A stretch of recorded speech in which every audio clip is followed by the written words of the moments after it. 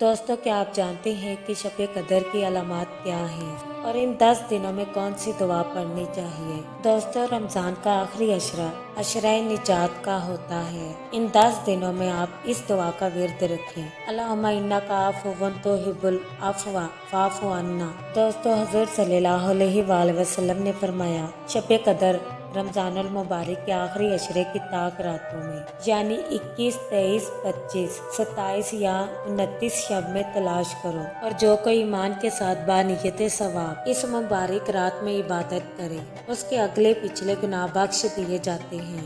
दोस्तों, शब कदर की निशानी में से ये भी है कि वो मुबारक शब खिली हुई, रोशन और बिल्कुल साफ और शफाफ होती है। इसमें ना ज्यादा गर्मी होती है और ना ज्यादा सर्दी, बल्कि ये रात मुतदिल होती है, गोया कि इसमें चांद खिला हुआ होता है। इस पूरी रात में शयातीन को आसमान के सितारे नहीं मारे जाते। इस रात के गुजरने के बाद जो सुबह आती है उसमें सूरज बगैर शुआ के तलु होता है और ऐसा मालूम होता है कि जैसे 14वीं का चांद हो।